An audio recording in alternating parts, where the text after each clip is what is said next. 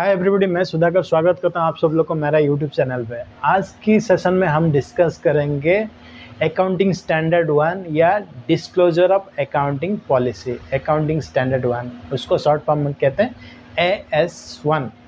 उसको अगर ब्रॉडली हम बोलेंगे disclosure of accounting policy. Accounting policy क्या होता है? सबसे पहला वर्ड है अकाउंटिंग पॉलिसी। अकाउंटिंग पॉलिसी का मीनिंग है specific accounting policy plus methods to use them. Specific accounting policy, ये स्पेसिफिक अकाउंटिंग पॉलिसी क्या होता है उसको एग्जाम्पल में हम देखेंगे। तो ईयर एंड में हम अगर बैलेंस शीट प्रिपेयर करते हैं उसमें क्लोजिंग स्टॉक का वैल्यूएशन निकालते हैं, वो हो गया स्पेसिफिक अकाउंटिंग पॉलिसी। मतलब अगर हम बैलेंस शीट प्रिपेयर करेंगे तो क्लोजिंग स्टॉक का वैल्यूएशन करेंगे ही, अपना मन मुताबिक कुछ भी उसमें वैल्यू नहीं डाल सकते हैं। जितना भी हमारा क्लोजिंग स्टॉक होगा उसको वैल्यूएशन करेंगे, वो हो गया स्पेसिफिक अकाउंटिंग पॉलिसी। उसको लिखेंगे तो हम वैल्यूएशन ऑफ क्लोजिंग स्टॉक, ये हो गया स्पेसिफिक अकाउंटिंग पॉलिसी। अभी दूसरा चीज़ क्या हो गया? Methods to use them. Method क्या हो गया? FIFO वेटेड एवरेज मेथड, ये हो गया FIFO, नहीं तो वेटेड एवरेज मेथड। LIFO को अकाउंटिंग स्टैंडर्ड ने मना किया इस्तेमाल करने के लिए। LIFO can not be used while calculation of closing stock या valuation of closing stock. Closing stock का जो वैल्यूएशन करेंगे LIFO को हम इस्तेमाल नहीं करेंगे। ये अकाउंटिंग स्टैंडर्ड का स्ट्रिक्ट इंस्ट्रक्शन है। कौन सा चीज़ इस्तेमाल कर सकते हैं मेथड में? एक हो गया FIFO, दूसरा हो गया वेटेड एवरेज मेथड। तो अकाउंटिंग पॉलिसी हो गया specific accounting policy plus method to use them या method to apply them. Specific accounting policy हो गया valuation of closing stock, method हो गया FIFO या LIFO।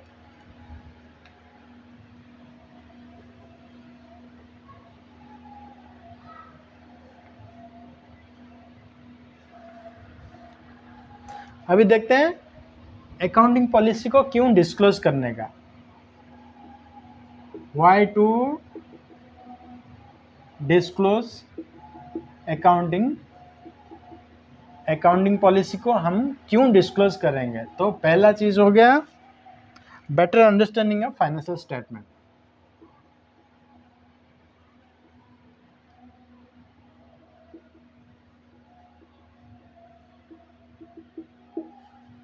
हम अगर फाइनेंशियल स्टेटमेंट प्रिपेयर करते हैं या पब्लिश करते हैं तो उसको अच्छे तरह से समझ में आए एंड यूजर को, इसलिए अकाउंटिंग पॉलिसी का डिस्क्लोज किया जाना बहुत ज़रूरी है। दूसरा चीज़ हो गया इंटरफर्म कंपैरिजन।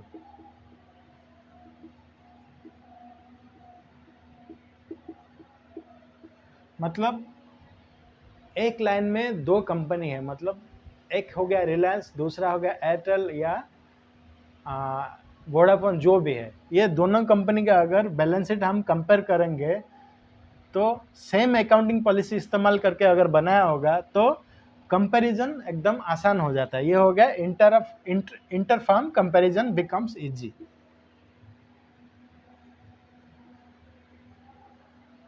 तीसरा हो गया कंप्लायंस विथ लॉ।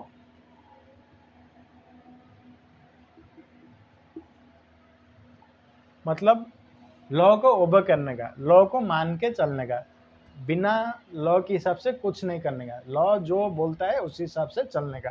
क्योंकि लॉ अगर बोलता है LIFO इस्तेमाल नहीं करने का तो LIFO को इस्तेमाल में नहीं लेंगे। ये हो गया कंप्लायंस ऑफ लॉ। चौथा हो गया यूनिफॉर्मिटी या कंसिस्टेंसी। कंसिस्टेंसी या यूनिफॉर्मिटी मतलब कंपनी जब कमेंसमेंट में आया उसका अगर क्लोजिंग स्टॉक का वैल्यूएशन FIFO में हुआ है तो रेस्ट ऑफ द ईयर मतलब अपकमिंग ईयर में भी कंसिस्टेंसी मेंटेन किया जाएगा, मतलब FIFO ही इस्तेमाल में लाएंगे।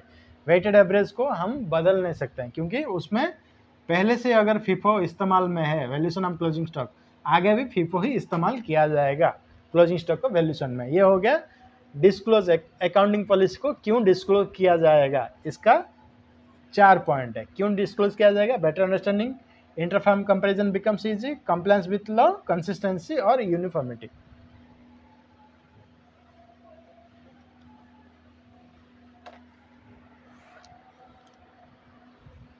अगर कोई कंपनी ऑपरेशन में है या उसका रनिंग कंडीशन में है, तो उसको हम मान के चलेंगे वो FAA को एडप्ट करके चल रहा है। मतलब कोई कंपनी ऑपरेशन में है या कोई कंपनी बिजनेस को रन कर रहा है, तो एटलीस्ट हम मान के चलेंगे FAA को वो एडप्ट करके चल रहा है। इसका फुल फॉर्म है फंडामेंटल अकाउंटिंग एजम्पशन।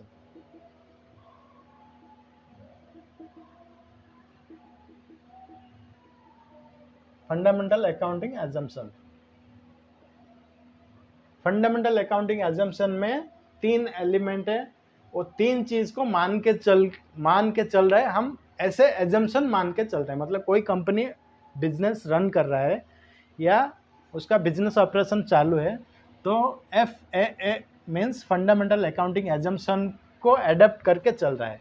उस फंडामेंटल अकाउंटिंग एजम्पशन का 3 एलिमेंट है। पहला हो गया कंसिस्टेंसी। कंसिस्टेंसी का मीनिंग है one particular method to adopt. मतलब वैल्यूएशन ऑफ क्लोजिंग स्टॉक में अगर कोई company weighted average method use कर रहा है, तो अपकमिंग अकाउंटिंग ईयर के लिए भी वो वेटेड एवरेज मेथड ही यूज करेगा। ये हो गया कंसिस्टेंसी। दूसरा हो गया accrual. Accrual means cash inflow या कैश आउटफ्लो को फोकस नहीं करेंगे। जब ट्रांजैक्शन हैपन होता है उसको बुक्स ऑफ अकाउंट में तुरंत रिकॉर्ड में ले लेंगे। मतलब ये हो गया कैश इनफ्लो या कैश आउटफ्लो को not to focus. Cash inflow cash outflow को फोकस नहीं करेंगे। जब ट्रांजैक्शन हैपन होता है तब उसको बुक्स ऑफ अकाउंट में एंट्री में ले लेंगे। तीसरा चीज हो गया going concern concept.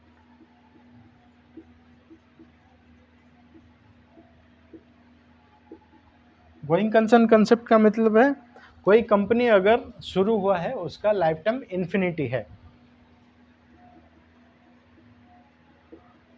Infinity life time. Company अगर कमेंसमेंट हुआ या बिजनेस रन कर रहा है तो उसका बंद होने का कोई सवाल नहीं है।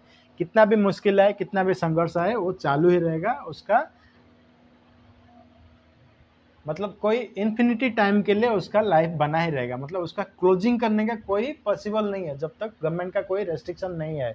गवर्नमेंट का कोई रेस्ट्रिक्शन हुआ है, कोई लॉ का रेजुलेशन पास होगा तो कंपनी को वाइंड अप किया जाएगा, शट डाउन किया जाएगा, नहीं तो वो चालू ही रहेगा।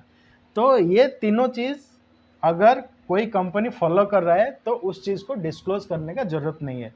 ये 3 चीज़ अगर कोई कंपनी फॉलो कर रहा है तो उस चीज़ को डिस्क्लोज करने का ज़रूरत नहीं है। इन 3 चीज़ों को अगर कोई फॉलो नहीं करता है तो फाइनेंशियल स्टेटमेंट में उसको डिस्क्लोज करना ज़रूरी है। क्यों ज़रूरी है? क्योंकि ये अकाउंटिंग स्टैंडर्ड 1 के हिसाब से चलना पड़ेगा और वो इन तीनों चीज़ के अलावा क्या चीज़ मेथड फॉलो करता है उस चीज़ को डिस्क्लोज करना ज़रूरी है।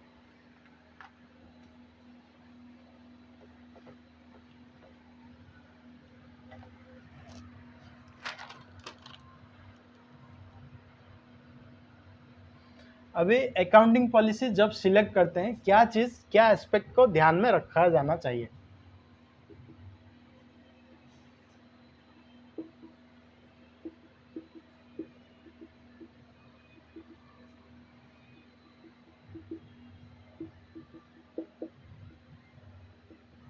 जब अकाउंटिंग पॉलिसी सिलेक्शन किया जाता है कंपनी के द्वारा तो कौन सा फैक्टर को दिमाग में रखा जाना चाहिए?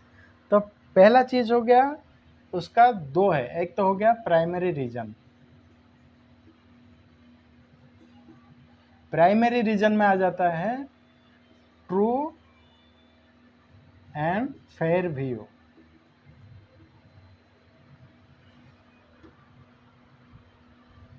मतलब ट्रू एंड फेयर व्यू का फाइनेंशियल स्टेटमेंट होना ही चाहिए। मतलब फाइनेंशियल स्टेटमेंट ऐसा बनाओ उसमें कोई छेड़खानी नहीं होना चाहिए, उसमें कोई बनावटी नहीं होना चाहिए। एकदम ट्रू एंड फेयर व्यू में फाइनेंशियल स्टेटमेंट को प्रिपेयर करेंगे और स्टेक होल्डर को सबमिट करेंगे ताकि उनका डिसीजन मेकिंग अच्छा रहे, मतलब वो अच्छे से समझ पाएंगे और उस हिसाब से डिसीजन ले सकते हैं। दूसरा चीज़ हो गया secondary reason.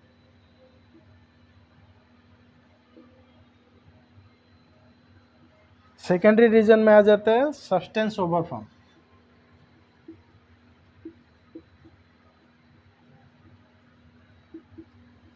Substance over form, prudence और कंजर्वेटिज्म।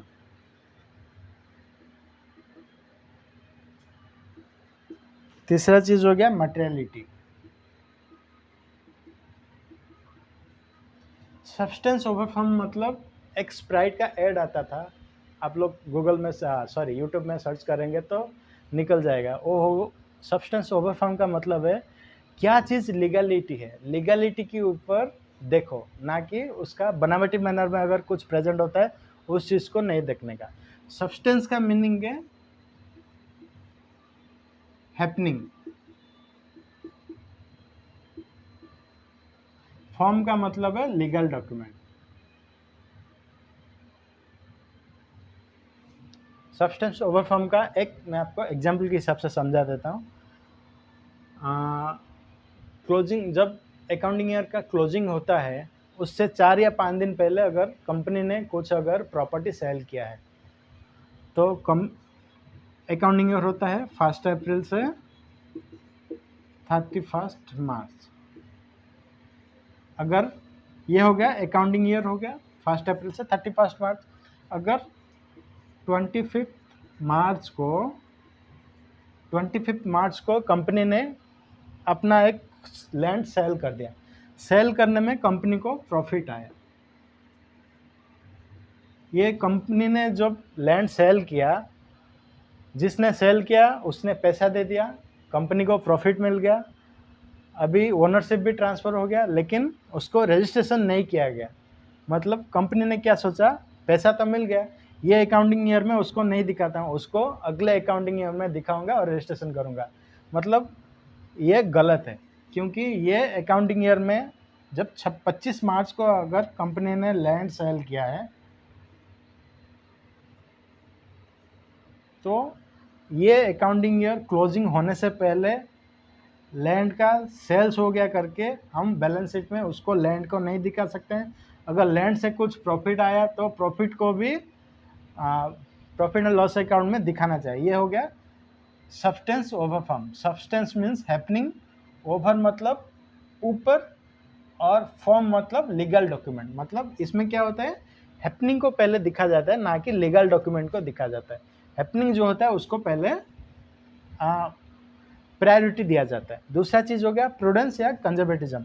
प्रूडेंस मीन्स कुछ अगर प्रॉफिट हो रहा है तो उसको नेग्लेक्ट किया जाता है, लेकिन कुछ लॉसेस दिख रहा है हमको एक्सपेक्ट है तो उसके लिए अभी से प्रोविजन बना के चलते हैं। मटेरियलिटी मीन्स क्या चीज़ सिग्निफिकेंट है, मतलब क्या चीज़ इंपॉर्टेंट है। खुद को आपको पूछना पड़ेगा सवाल, क्या चीज़ इंपॉर्टेंट है। अगर आपको ऐसा लगता है कि वो चीज़ इंपॉर्टेंट है तो फाइनेंशियल स्टेटमेंट में उस चीज़ को रिवील करना ही पड़ेगा। अगर खुद को लग रहा है कि ये चीज़ इंपॉर्टेंट नहीं है या ये चीज़ डिस्क्लोज नहीं करेंगे तो शेयर होल्डर का निर्णय के ऊपर कुछ इफेक्ट नहीं गिरने वाला है, तो वो चीज़ इमटेरियल है।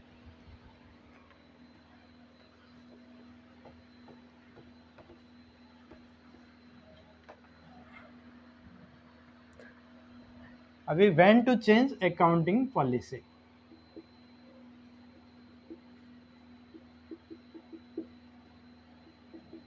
अकाउंटिंग पॉलिसी कब बदल सकते हैं, 3 केस में बदल सकते हैं। पहला चीज हो गया लॉ सजेस्ट और चेंजेस इन लॉ। रातों रात कुछ अगर लॉ पास हो गया तो उस हिसाब से अकाउंटिंग पॉलिसी बदल सकते हैं। दूसरा चीज अकाउंटिंग स्टैंडर्ड।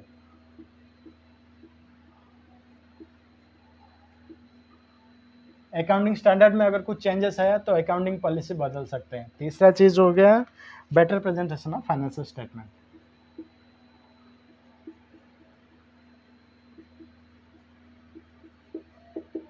फाइनेंशियल स्टेटमेंट को अगर बेटर वे में प्रेजेंटेशन करना पड़ेगा तो अकाउंटिंग पॉलिसी चेंज कर सकते हैं।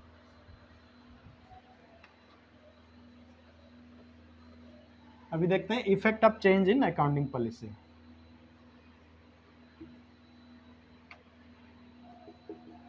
इम्पैक्ट ऑफ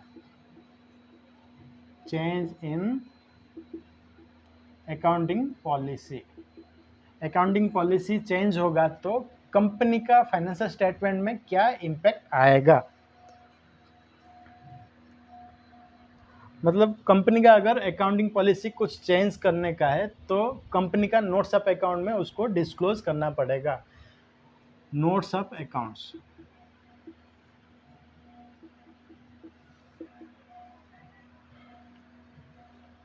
या notes to account, sorry, notes to account. Notes to account financial statement में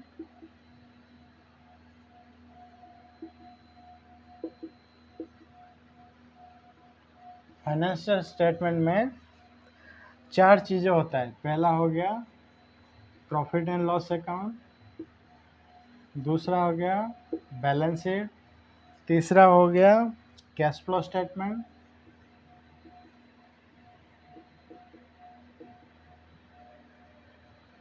चौथा हो गया नोट्स टू अकाउंट।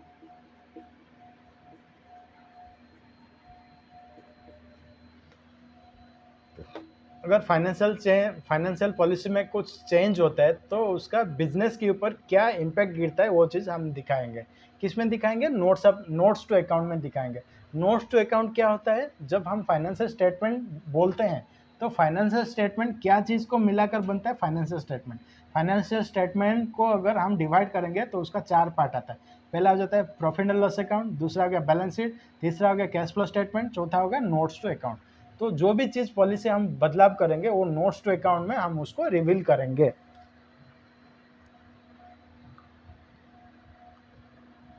तो अगर फाइनेंशियल पॉलिसी में अगर कुछ चेंज करेंगे, नोट्स टू अकाउंट में हम क्या डिस्क्लोज करेंगे?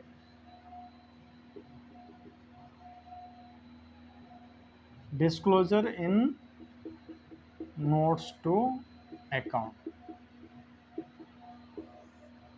क्या चीज डिस्क्लोज करेंगे नोट्स टू अकाउंट में? पहला हो गया ओल्ड मेथड। क्या था?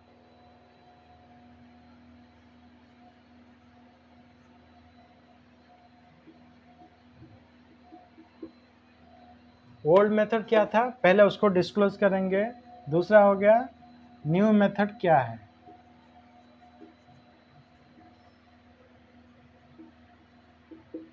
नया मेथड क्या है जो हम एडप्ट करेंगे ओल्ड मेथड के बदले में।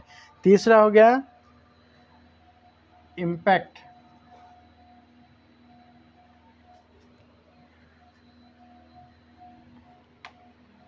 तीसरा हो गया इम्पैक्ट ऑन प्रॉफिटेबिलिटी, क्वांटिटेटिवली।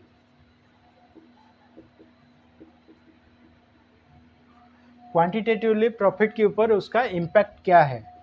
चौथा हो गया रीजंस टू चेंज।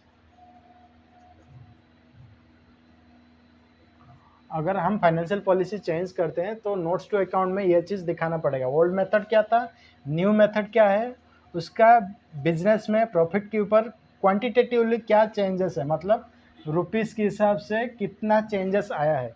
चौथा क्यों चेंज किया।